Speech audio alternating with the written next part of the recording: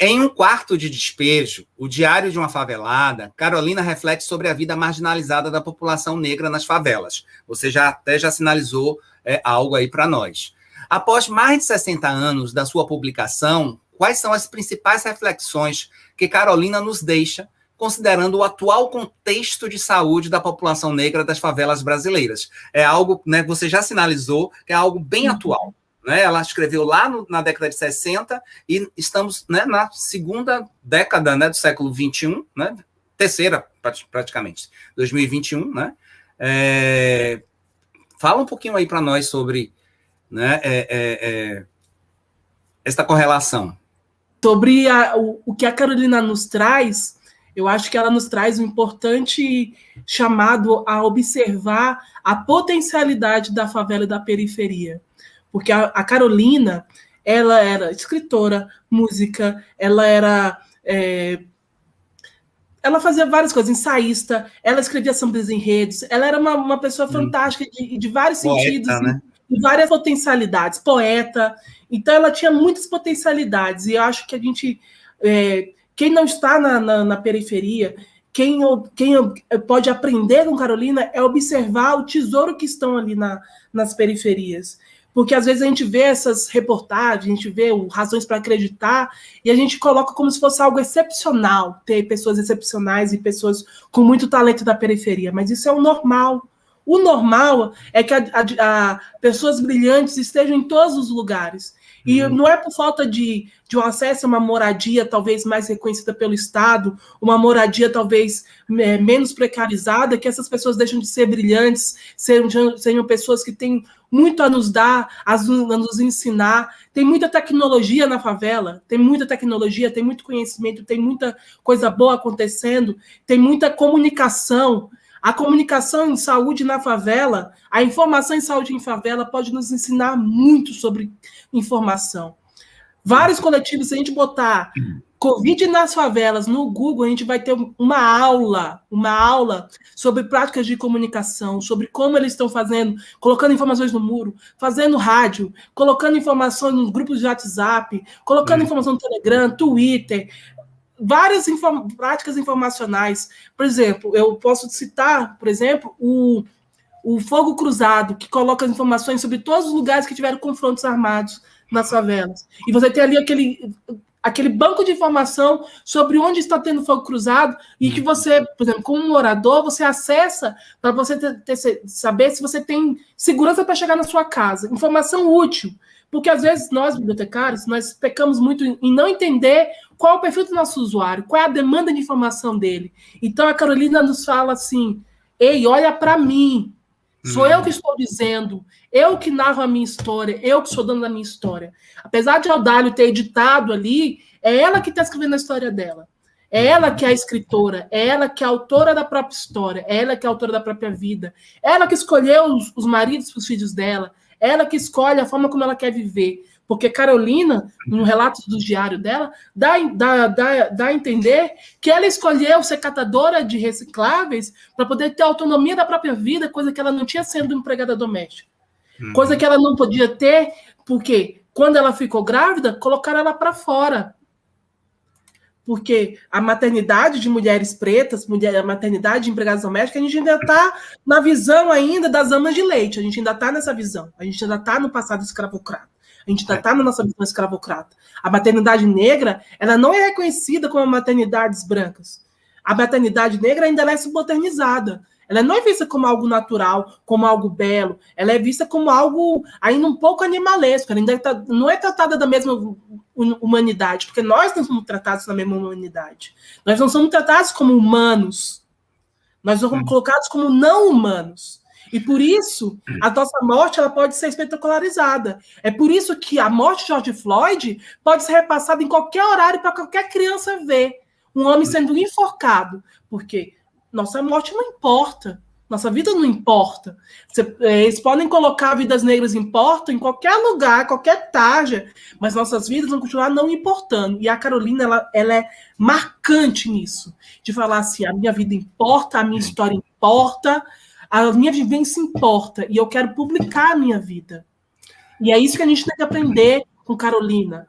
de que as vidas faveladas importam, as histórias que eles contam importam.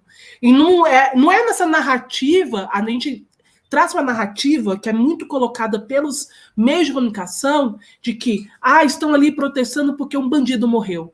Quantas vezes a gente já ouviu isso e naturalizou esse discurso de que os favelados, quando descem e fazem protesto, é porque o bandido morreu? Uhum. Quantas vezes a gente naturaliza o fato de que uma pessoa, um adolescente, uma criança foi assassinado e a gente fala, não, estão ali num protesto ilegítimo, a gente deslegitima a possibilidade do favelado se revoltar contra coisas injustas.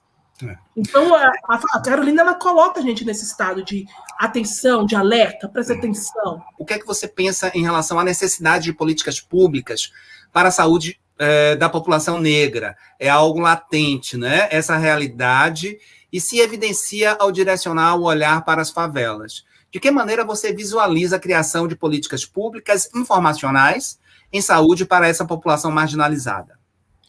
Eu fiz um texto recentemente, está publicado na Bibliô, peço que vocês leiam, que eu falei, a necessária revolução da biblioteconomia. Nós somos uma classe que ainda sentamos fazendo chá de senhoras com pessoas que não nos dão mais do que a visibilidade. Nesse mês que nós estamos fechando hoje de visibilidade das pessoas LGBTQIA+, nós precisamos muito mais que visibilidade. Não só falando das pessoas LGBTQIA+, mas todas as pessoas em situação de vulnerabilidade. Nós precisamos muito mais que visibilidade.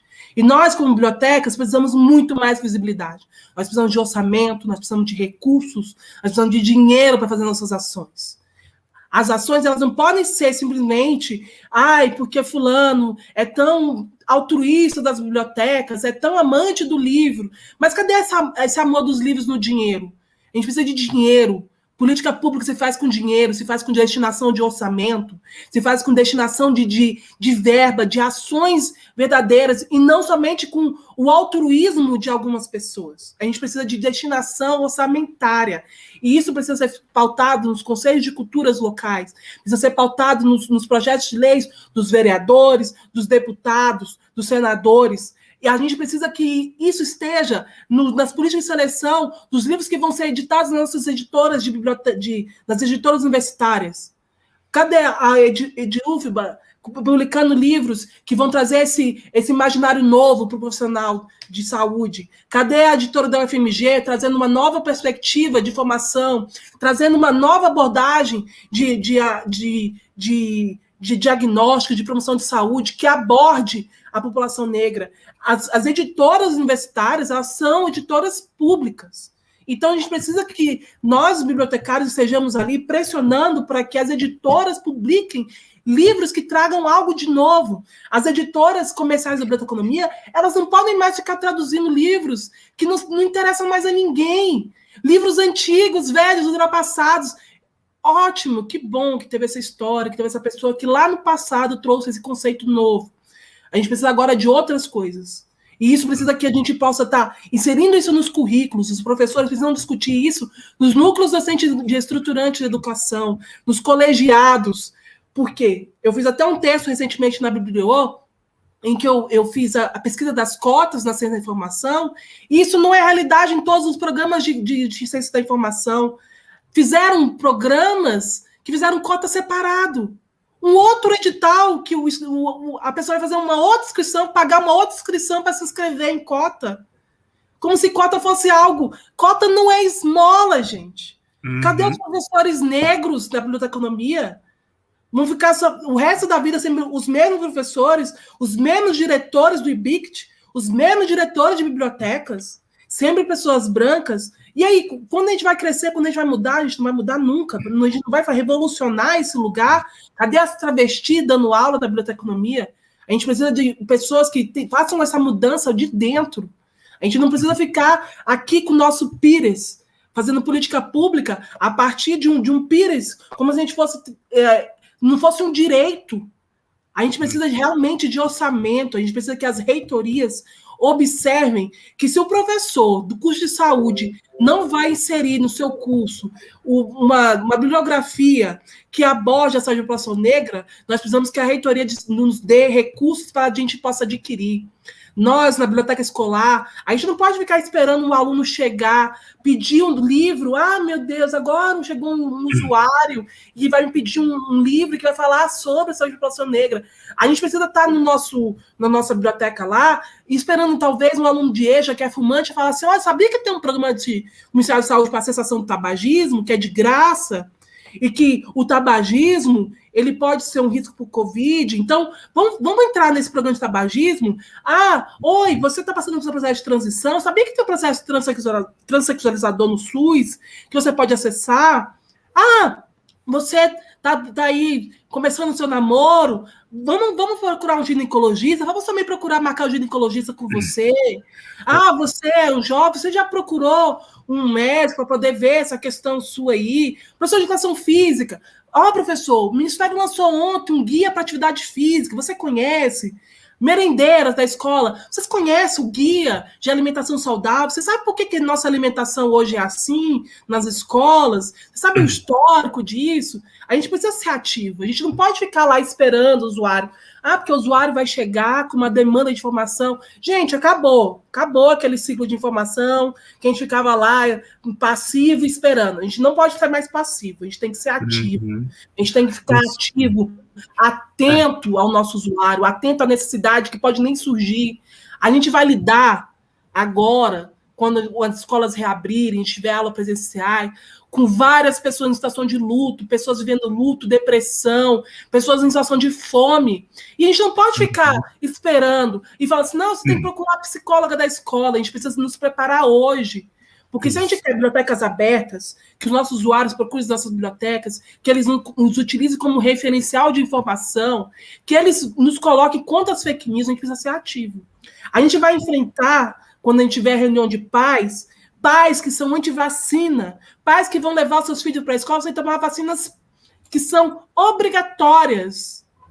Para dialogar com essas pessoas. E nós, da informação, nós precisamos estar ali prontos para dialogar.